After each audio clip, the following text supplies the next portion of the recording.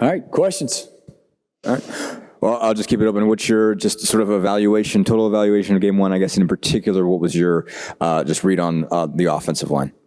Overall evaluation, we were good in spots. We weren't very good in spots. I think a lot of the typical first game, not necessarily like not prepared, not necessarily, but just we had a lot of kids that this game was unbelievably important to, and so as opposed to just being a little more, we always talk about being missional and relational and just being mission focused and how do you play good football? And that's, the techniques and the fundamentals and the schemes, and so at times we had some guys trying to do too much. But when we settled in and played good football, we played good football. I think if you were going to go kind of in order of what was disappointing, I'd say, we left 3 or 4 giant chunk plays on the field. Kind of what we call gap plays or game-altering plays. We had 2 or 3 guys back there behind them open, and it's going to be an even bigger day than it was. There's probably, 400-some yards of passing that we left on the field, overall. So missing the chunk plays, obviously the to only have one, pre-snap penalty, which was a motion error, is a good thing, especially in the first game, because I think we've all watched first games where, there's a ton of pre-snap issues, and that's a huge credit to Coach Allen and how much we have actually gotten to play live football throughout fall camp and in preparation. And so to only have one pre-snap penalty, obviously we want that to be 0. But being realistic about it, watching college football in the first week, there's typically a lot of those. And so I think, and ultimately we won the football game, and it's never going to be pretty. It's never going to be exactly how you want it to be. We survived a big lull there, where we had a drop ball interception. We had, some kind of critical errors that were a little bit uncharacteristic of some of our young kids. And, but we found a way to win, and to me, that's what a good football team does. You're at your best when your best is required, and our best was required with 2 minutes left, no timeouts, and 75 yards to go, and we found a way to get it done. Coach, I wanted to ask you about the offensive line. When they were struggling on Friday, how much of that would you say was like players needing to get better versus, putting them in better positions, better like? Well, I mean, we all, and I don't say this in a smart alecky way. I don't want anybody here to get offended, but if you watch the football game, and we knew in preparation that if we have 5 people in that box, they're going to have 6. If we have 6 people in that box, they're going to have 7. If we have 7 in there, they're going to have 8. So just using simple math, we knew that we were going to have to throw the football to win the game. And when we did run the football, it was really to poke the bear and at least let them know that we would try. Now, that's probably the most times I've ever thrown the ball in a game in my life. But at the same time, we knew that we were going to have to throw the football explosively to win the game. We knew that, just math alone tells you that we got 6 blockers and they got 7 guys in there. Not going to be a good day, and so what we asked our O-line to do, I thought they did a fantastic job. Our quarterback got sacked 1 time, and there was more pressure and more outnumbered boxes than probably in any game I've ever been a part of in my life. Uncharacteristically for them, a lot of pressure. I think of 82 snaps or 40 or 50, what we would consider pressures. There was a lot. And for those guys to give up 1 sack, I think that's an incredible job. Do we have to improve running the football? Absolutely. Do you have to be able to run the football to win games? Absolutely. But at the same time, for what we asked them to do, I thought they did a fantastic job, especially knowing that Khalil Benson played a bunch of snaps in that game for his first time in his life. Parker Hanna had to play a Big Ten football game, for the first time in his life and had to play a lot of plays, somewhere around 40 or 50 plays. And so with some first-time guys, going into that game, we knew we were going to have to throw the ball explosively to win, and I know those kids prepare. They care. They do everything we ask them to do as hard as they can possibly do it, and it's our job on offense to make sure we're putting them in good spots.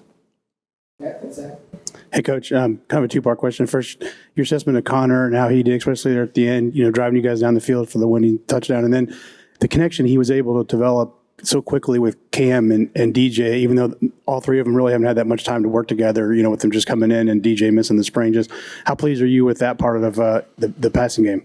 With Connor, Connor played winning football. He and I we've had a lot of time to watch this tape, with the extra day off, and then this morning again.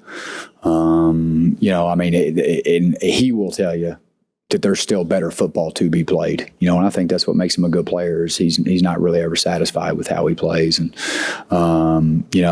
just from a throw game standpoint, from a decision-making standpoint, I really, there's 2 balls that were in jeopardy, one of which was on him, one of which was on somebody else.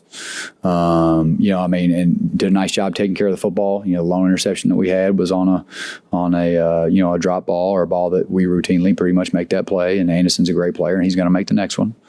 But I was really pleased for a first game, but there's still meat on the bone. Like we can get better. In terms of DJ, I've been fortunate enough to be around DJ for 8 months prior to me being in Indiana. He's a great player. Just to see him healthy, to see him explosive. We all know that he's magic when he has the ball in his hands. But just the amount of maturity that he's shown and how much growing up he's done since, the last time that he and I were together. He's improving just as much as a human being as he is a football player. And I think that goes hand in hand.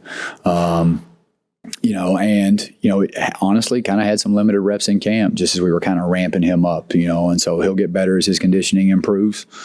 And then Cam did a really nice job, and there's some plays on there that Cam wishes he could have back, obviously the fumble. And again, Connor and I've talked, if ball placement's a little bit better and he didn't have to turn his back to the ball, we're probably running out of there for a 40, 50 yard gain because there's nobody left back there in the back end. But, but there are some things that Cam would like to have back too, which could have made it an even more special day for Cam. So, but they're both incredible workers. They do what we ask them to do. They're team oriented.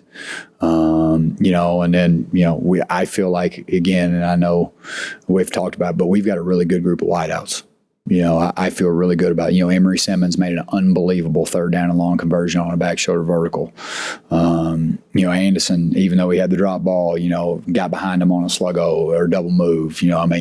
Donnie Mack's going to continue to grow and be a great player. Swint made some plays. Malachi had a chance to make some play.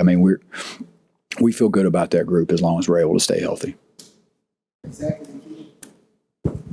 I guess following on discussion of wide receivers, just how pleased were you? I'm sure they could do better, but it seemed like Illinois was just throwing them a lot of sort of like single man coverage and just kind of it coming down to basically just winning those individual battles. How pleased were you when you're talking about a lot of guys that haven't played a lot of football, and certainly the ones that haven't played a lot of football here, that just kind of when they're facing that physical challenge in the passing game, that's how they performed. And the other thing too is the Witherspoon kid for them is a great player. It's not just the fact that he's in your face and basically marking you the whole game, but he's also a really good player.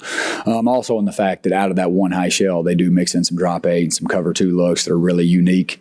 So it's not like you can help them very much and call a bunch of man beaters because there's also the probability that it won't be man.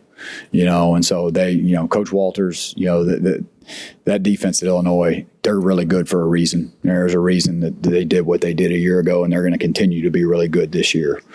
But no, just when we did have those opportunities, we were on the plus side of 50-50 and man-to-man, and we got to get that thing up there 75-80%. And we got to continue to improve, the ability to create separation, maintain separation, ball placement from quarterbacks. There's plenty of things that we got to get better at. But for our first time out there together as a group, pretty pleased. Coach, you talked last Monday about getting the ball in your playmakers' hands, similar to Cooper Kupp and the Rams in the Super Bowl. Was that kind of the decision that was made in that final drive with DJ Matthews? And if so, what was it like kind of seeing that drive develop down the field and end up winning the game? The jailbreak screen or the tunnel screen that hit the middle of the field, that was more just how they were structurally built in that situation. Much two-man, there really isn't anything left in the middle. It helps as DJ with the ball in his hand. I'm honestly really surprised he got tackled by the lone guy left in the middle of the field. Now the option route on the 3rd down to kind of get the drive started, yeah, it's absolutely. We're going to ISO this guy and let's go see if your guy can cover him. And, DJ found a way to get open. But, and same thing. Emory comes in to spell DJ with the other D ball. I thought it was pass interference, but we've got a lot of guys that can make plays, and within that drive, there are a bunch of guys that got their hands on the ball and made good plays. And but within that drive, that ball ended up in DJ's hands 4 or 5 times, and that's not typically a bad thing. All right, thank you guys, appreciate it.